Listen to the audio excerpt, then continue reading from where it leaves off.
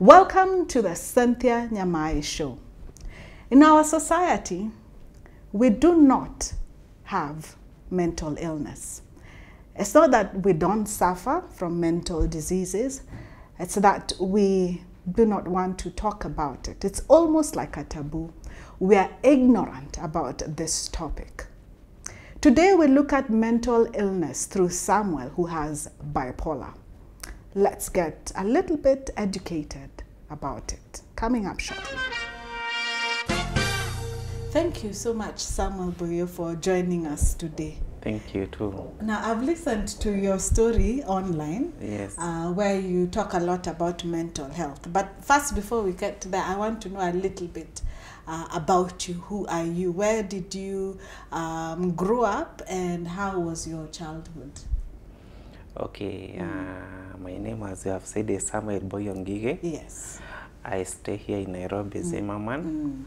I'm a salesman. I sell jewelries in offices. Yes. And I grew up in a place called Elbagon about 38 years ago. That's where I was born. And I advocate for mental health. And I'm that born in a family of 6. Yes. Yes. What experience have you had with mental health personally? Okay, with mental health, I have been diagnosed with bipolar mood disorder. Yeah. And I have battled it for the last 17 years on medication. Actually not for 17 with medication, but earlier to that, I had suffered, but I didn't know what it was. Yes. And since I was properly diagnosed when I came to Malare Mental Hospital, is when I started my medication. But before that is like 5 years more that I could go to our health facility in our nearby health center. Then I could misdiagnosed for other ailments. Yes, yes. You know, it's interesting the way you openly talk about you had bipolar, even saying you've been to Madare Hospital. A lot of times people never want to share about that. But before you were diagnosed and you found out that you had bipolar, what were you going through before you realized what exactly you had? Okay, many times I could not do well in school. Even I could be expelled from school for misbehavior. Yes. What kind of misbehavior? I could just feel I'm late into school. Yes. I don't want to do homework. Yes. And when I come back at home, my parents thought I was mischievous, unlike other children. Yes. They never knew I have a problem that need medical attention. Yes. At what age did you start showing the signs? At age 16 or 16. Yes. That is when I started showing that sign of mischievous, but that was not me. Yes. The problem was not that I was mischievous, it's the problem that I had. Yes. Most of the time I could close myself in a room. Yes. I could not like to eat. I could not like to bed. I could not like to do anything. Yes. So my parents were asking me why am I unlike other children. Yes. But they could not understand. Even you were a child, so you would really not know why you were different. Yes. Yes. What I was going through, I could not also understand myself. Yes, I could not understand also as well. Yes, it took a lot of time. Yes. It took a lot of misdiagnosed because every time I could even hear physical pain.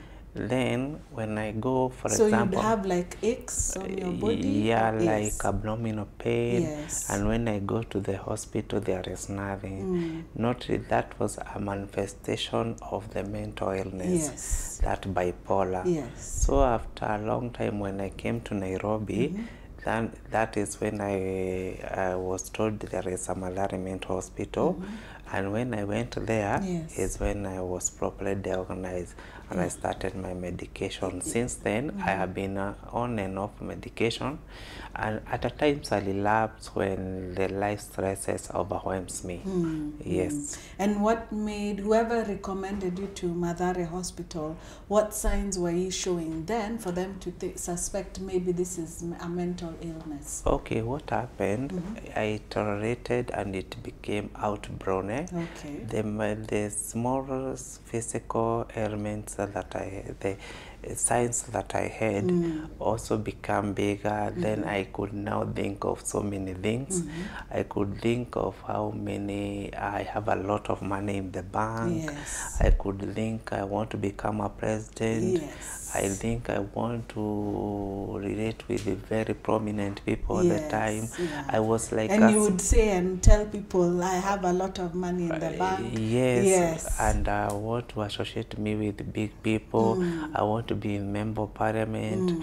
So I want to go to see Obama. Those are the stories that I was giving people around. Yes. Then I was talking, very talkative. I could link, radios are linking, talking about me. Yeah.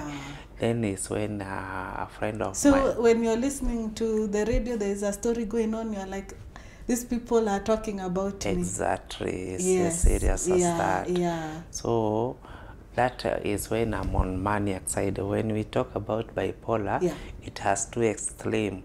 When you are up, you think of such big things. Yes. You are totally out of reality. Yes. But when you are outside, you are depressed. Yes. It's the time that you don't want to bathe, you don't want to eat. You just want to close yourself in a room. Yes. But the other one, you want to, when you are maniac, you want to go outside, start talking so fast, talking so much, telling people how much you can able to employ all people. Yes. You have a supernatural, an extra powers that you don't know where they come from. Yes. But that was sickness. Yes. Is there like a cycle that, or a pattern where does one start having the big ideas or a maniac, and then from there now you go to depressed, or depression first you're a bit low and then you go high? You start with maniac, then you go to depression. Yes. And it, in some cases, when you are there, then you become with depression. Sometimes you can feel contemplate suicide because maybe of the grandiosity you are feeling about and the highness you are feeling is not realistic.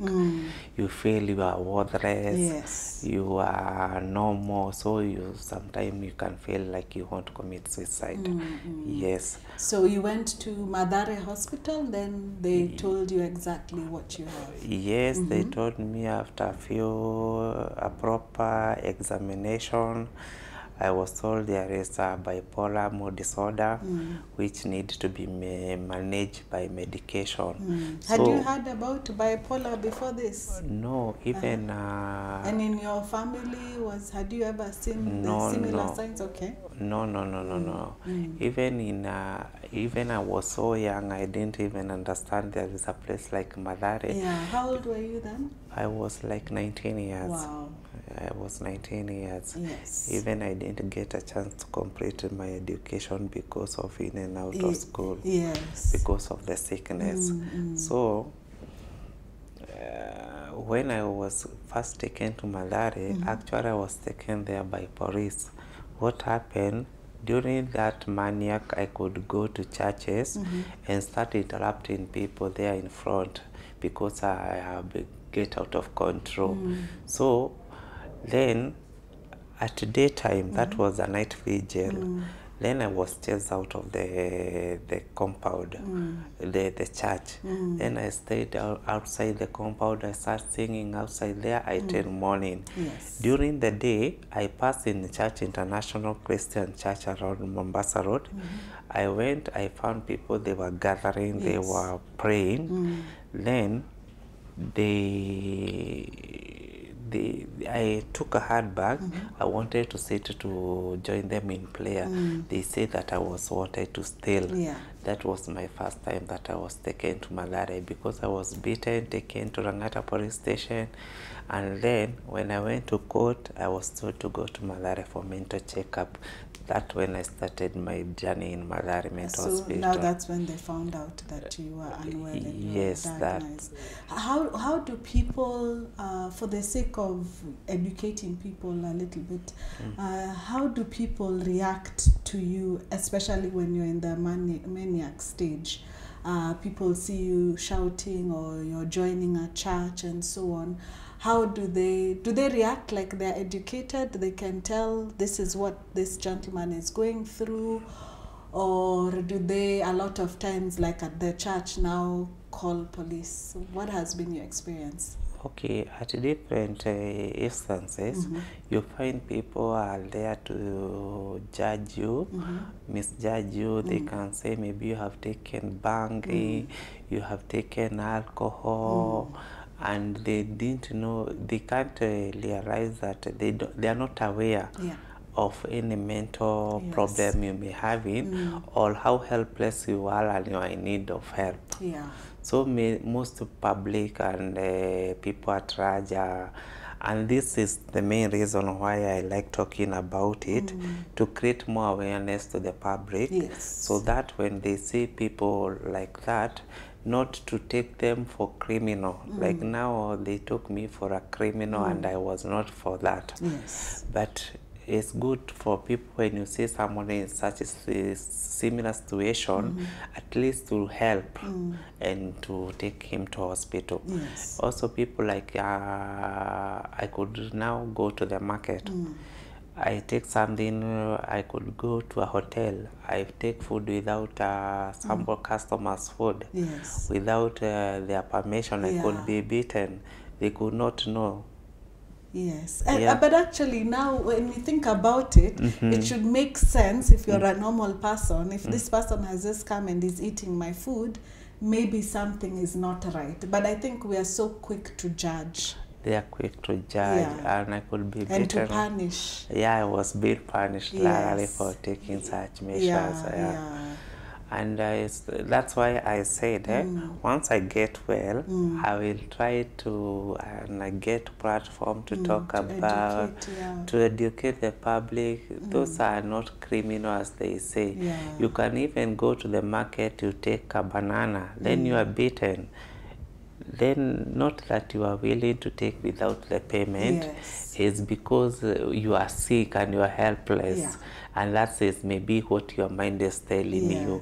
Because when you get into sanity, after medication you get to sanity, and you realize what you are doing. Like me, what I do, I get a lot of bad episode. When I get into episode, I get to bad episode. Like even sometimes I'll move clothes. So you can say Sammy is going to work very smart, and the other day he has no clothes. So that gives me a lot of embarrassment. So what I say, when I get well, I say I don't want to repeat. I pray next time when I get relapse, I could not like to remove clothes. That's how I take more like a remedy. And it happens. I think, Sammy, just before we take the break, one of the things that has stood out for me is that it's important for us to be able to tell in the society who is helpless. Because you said they didn't realize how helpless I was. We need to realize how helpless sometimes people are before we quickly judge them and punish them. When we come back, we find out more about the journey of recovery for someone. Coming up shortly. Welcome back. We're so glad that you're still here with us. Today we're talking about mental illness, and Samuel today has been very helpful in taking us through your vulnerable journey. So you are talking about that sometimes you even find yourself removing your clothes. When you come back to yourself, and do people now tell you, do you know the other day you did 1, 2, 3, what was wrong with you? How does it feel after that? People will give you so much stories. Some even you tend not to believe they are correct because they are so embarrassing. But despite of that, there is some of them that I remember. Yeah. Oh, you remember? Yeah. Yes. Sometimes I have a lot of insight even Yes. when I'm sick. Yes. I can remember. But you find even when you told me, even me, I realized nilikuwa nimetoa nguo. So you feel you are so embarrassed because you can say, hey, Sami today is going to work. The other day, it's not good, and you see there is a children around there. Yes. You feel so embarrassed. But there is something we have learned in Malare. There is a counseling session which has helped us for accepting ourselves and our condition, and believing is not our will. Is a sickness. It's not that I'm doing that knowingly. That is true. Yeah. And it has helped me so much. So that to accept the outcome of what I go through. Yeah. But this education, even when you mention about children, I think having this discussion that we're having now is a discussion that as grown-ups we should have, but also educate our children. Yes. Yes. When I was thinking it's good for children to introduce mental health in school. In school, yes. So that they can learn more, because it has mental health has become a very big problem in Kenya today. Yes, that is true. Yes. Yeah. And we run away from it. Even when you think about the conversations that we have, even when we were talking about your big dreams, I'm just thinking a lot of times, even as we share our big dreams, people tell you, hapana, hiyo ni wazimu. Or if we want to abuse someone, we say, huyu ako na wazimu, achana na ye. How does it feel living in a society like ours, and wazimu is used to abuse someone or to belittle someone? Okay, there is a lot of stigma in the society, and like now it's like a descriptive word that is used all over. You can hear people talking it in matatu. He has not taken his medication. Yes. He is wazimu. So it pains me thinking they are taking joke of what you know for reality is what is disturbing you or what is real to you. Yes. So I could urge people not to use wazimu as a descriptive word, to be more polite. When they are talking about that one. And I don't think why everything is associated with madness. Yes. Because everything you will feel people talking about it. Even the jokes, the best joke people make, it's true. They make about people say huyo ni wazimu. I think I'm also guilty of it, Sami, to be honest. Because sometimes I tell people when, as a joke, I say, or I used to say, you know, maybe he has not taken his medication today. But it's actually not funny, because for you that's a reality. That if you don't take your medication, that you will relapse. You will be there. You get into ward. And this medication we take, it has a lot of side effects. Especially we have the second generation and first generation. So we prefer to take second generation because it has so minimal side effects, unlike first generation. But at first, you take first generation before now you come to know of the second generation. Also, they are a bit expensive, so it also depends with your financial situation, financial status. So what I can add people out there is about how to take care of people who are mentally ill. All people who are struggling with mental illness. It can be bipolar, it can be depression, it can be schizophrenia, any mental health issue that someone is going through. Don't take it like a joke. It's good to look for help, because there is help. Even I encourage people, don't say Mathare is a bad place, because they normally say Malare is for the for demonic. Yes. So I could urge people, it's a good hospital, it's a hospital like any other, Yes. where you go there, you get your treatment and you get better. Yes. So it is not good to say that you stay with a problem, at simply you don't want to go to Malare where you can get help. But it is associated with something that is not... I think it's the comments also that we make, because how many times I've had someone say, wewe nitakupeleka Mathare. Tutakupeleka Mathare kuangaliwa. So I don't know so why we bring in more stigma. Stigmatize the hospital, and that's why I like spreading the gospel. Yes. It is a hospital, and people go there when they are sick and get help. The same way you go in when you have a cold. Yeah. And you get help. You get help. And you get well. Yes. Yes. Me, I get well when I go there. Yeah. Although sometimes there is a lot of triggers. With life stressors, there is sometimes you can be overwhelmed, the triggers. What are some of the triggers? You can have a loss. Like last year I lost my dad. So that was a trigger, and it made me to go back to the ward. Yes. Those are the event. So you can have, you have a trigger, you're still on medication, but still... Yes, you can have it still affects you, and you have a relapse. Yes, it happens. Okay. Yeah, it can be turned by medication. You are taking a medication, but the trigger is so much for you. Yes, yeah. So you also need to go and you get into relapse. Yes. And you are so something tragic is a trigger. What else is a trigger? So you can be going a very stressful life event, like that one, like a loss of someone, like what I was going through. They can also go, the daily life stressors are also able to, if you are not having enough coping mechanism, you can even find yourself there. Yes.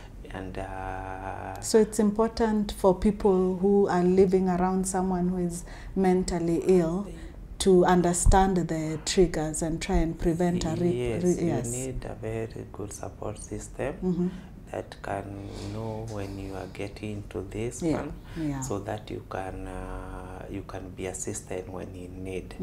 Yeah, but it happens so much. Yes. And when you find that, like when I go to Mathare, you find I'm actually very resilient. Sorry to say that one. You find that the people you are there like about 5 years or 10 years, they are still there.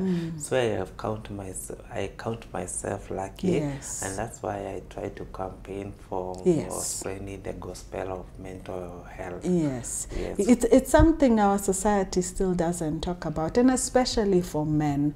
But why have you decided to openly talk about your challenges and also mental illness as a whole?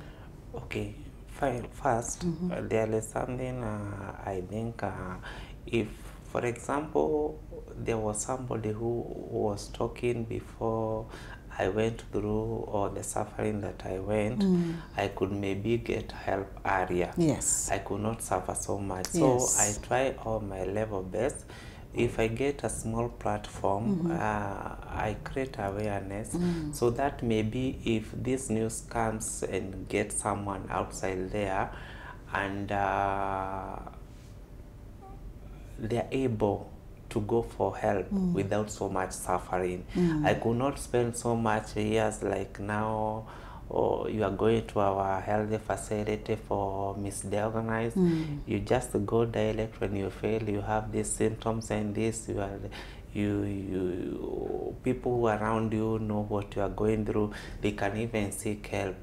They will not misquote you or misunderstand you that you are misbehaving or you are mischievous. They will just help you in need. Also, the people who we find in the public who maybe mock you, say you have taken bangi, you have taken alcohol. No, that is the different case with those people who take alcohol and bangi.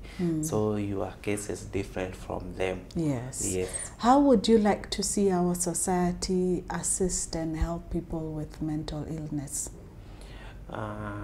people with mental illness should be given, I think the Minister of Health is doing well nowadays. I heard President Kenyatta for the first time talking about mental health. Yes. And that was a very good thing. We have never heard for that time, because the society what should do and is to learn and to look for, to learn more on mental health issues, so that they can we can have a very sober country. Yes. Because at the moment, men, especially men don't talk about the problem we undergo. So we find, me as a man, I just want to concentrate on myself, and which affect me, and why you see when it comes to mental illness, I'll be much hit than even my female counterpart. For example, when you go to Mathare, you'll find we have like male wards, they are about 5, when women are 2. Wow. So you find there is a lot of difference there. So there is a much difference, because me, I don't, as a male gender, I don't want to talk my what is true, which affect, and it's why I know which affects me, and why you find even so much people, they are committing suicide, they are male. You have people there is the father has killed the children is because of mental illness. Yes. And I'm happy that you're talking about it, because now it gives other men especially the courage to talk about mental health. Yes, it's everybody's responsibility, especially if you have that knowledge about mental health. It's not good to judge. The way you judge, huyu amekunywa, huyu amefanya nini. Try to look for where you can help that person. Thank you so much, Samuel, for joining us today. Thank you too. Well, as Samuel says, it is not good to judge. And actually for me, today's show has been about self-judging. I have made jokes about mental illnesses, and I've come to realize it was mostly because of my ignorance. What have you learned today, and how have you judged today on mental illness? See you next time.